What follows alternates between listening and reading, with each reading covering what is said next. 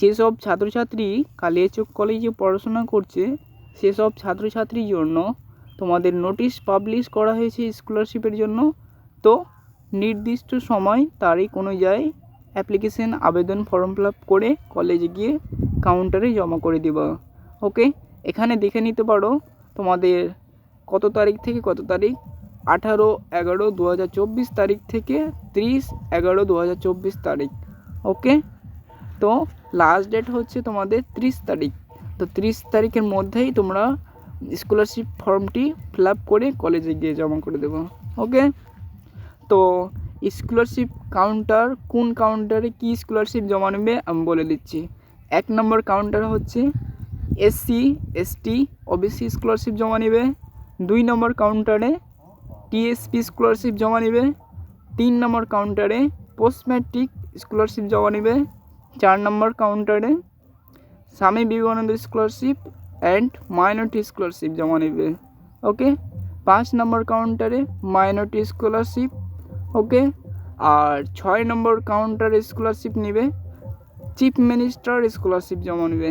ওকে, তো নির্দিষ্ট সময় অনুযায়ী কার কী স্কলারশিপ করে রেখেছো, অ্যাপ্লিকেশন ফর্ম ফিল আপ করেছিল, তো তোমাদের কাউন্টার দেখে দেখে কলেজে গিয়ে জমা করে দেবা।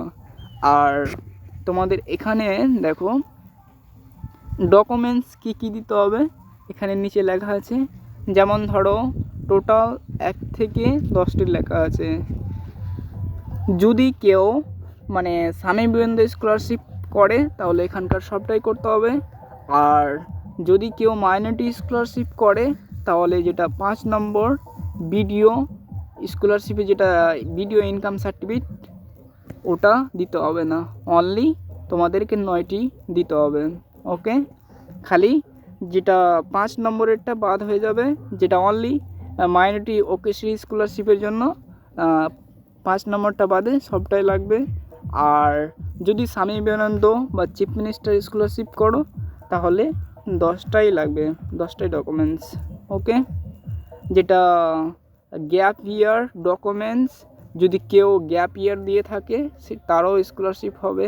ওকে, বুঝতে পেরেছো? আশা করি বুঝতে পেরেছো কী ডকুমেন্টস লাগবে আর কত তারিখ থেকে কত তারিখ কলেজে গিয়ে জমা করতে হবে স্কলারশিপ। আশা করি বুঝতে পেরেছো। তো নির্দিষ্ট সময় অনুযায়ী তারিখ অনুযায়ী কলেজে গিয়ে জমা করে দাও তোমরা স্কলারশিপটি। আর যেসব ছাত্রছাত্রী আমার চ্যালেঞ্জটি নতুন হয়ে আছে তাদের অনুরোধ করে বলছি অবশ্যই আমার চ্যানেলটিকে সাবস্ক্রাইব করো, লাইক করো, শেয়ার করো, কমেন্ট করো।